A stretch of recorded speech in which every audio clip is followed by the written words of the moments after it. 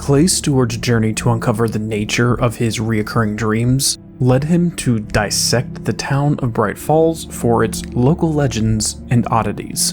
These stories, based upon local historians, first-hand accounts, and urban legends that evolve through time. I will say though, in this case, there is some evidence that he may have missed something which could have given us a better glimpse at what may be going on. What do I mean by this? To answer, let's go back in time to the beginning of the 20th century, 1901. At this point in time, electricity in Bright Falls was not widespread and the invention of the airplane had not taken place. However, sightings of bright lights in the skies were reported over the town during the summer of that year.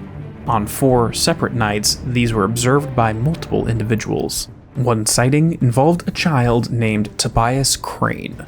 With his friends, he witnessed these lights over the lake. Decades later, he decided to paint what he remembered. To quote Steward's book, it depicts the children by the shores of the lake, pointing skyward, while a strange light illuminates the water's surface. This painting is called Floating Lights Over Cauldron Lake. Jumping forward over a century, these sightings began again, coincidentally around the same time that Alan and Alice arrive in town. Here is where Clay's knowledge failed. He is unaware of some recent news and focused only on what happened back then. Inside the diner, a newspaper can be found on the side of the bar. Recently, unknown lights that are believed to be UFOs have been seen all over town. Yet again, the town is subjected to this mystery in the sky. But what are they? While I can't comment on the original sightings back in 1901, I think we have an idea for what they could be this time. If we look at the game's screenplay, we get the biggest clue. After Alan escapes the cabin in his nightmare, the screenplay says this. Suddenly, a bright light shined from below the edge of the cliff ahead. A UFO light rises from below and flies around Wake, stopping to hover in front of him. In the light, the form of a diver can be glimpsed. The bright presence in the form of Diver Zane is referred to as a UFO in the game's script. Later, we witness the same light in the sky appear to drop manuscript pages along Alan's path. It is very likely that the diver, aka the bright presence, has been spotted by the townsfolk. Whether it was jetting around the place to leave every manuscript page individually, or was manifested into reality for some other purpose, its identity seems apparent. While that mystery is explained, there's a second one that emerges, specifically because of the art that Tobias Crane painted. At some point, this painting that detailed the lights of Cauldron Lake was attained by Dr. Emil Hartman. According to the segment, it is not being shown publicly and held within Hartman's private collection. This collection is reported to be one of the largest gatherings of bizarre art with unnatural phenomenon. I spent some time running around the lodge, even the out-of-bounds sections, but was unable to find this specific painting. Most likely it is held in the basement of the lodge. Other things can be found down there as well, which will be discussed in other videos.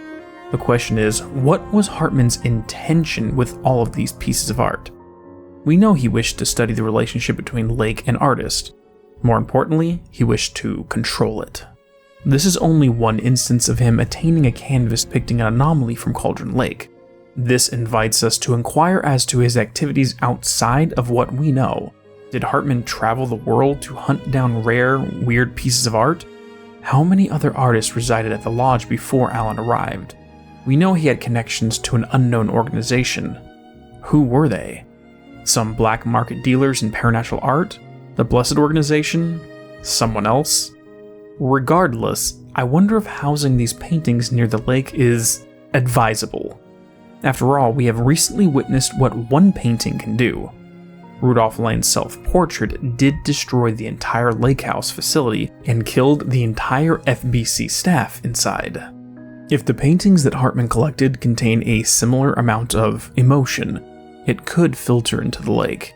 If the unknown number of other paintings Hartman obtained could be altered in the same way Lane's was, this could be a powder keg of paranatural events waiting to occur. I can only hope that when the FBC took over the lodge, they removed these paintings and transported them to another location. Or the presence of these works of art could be less dangerous and simply influence things to come. I wonder if the reason that Diver Zane appeared as a light in the sky was because Mr. Crane's painting acted as an inspiration for it, latching onto the art and the urban legend to shape itself in the main reality. It's just a hypothesis, but based upon the rules of the universe, it would make sense. With all that said, this concludes today's chapter of the Alan Wake Files. Next time, we will look at some more weird things that Clay Steward uncovered around town. See you then.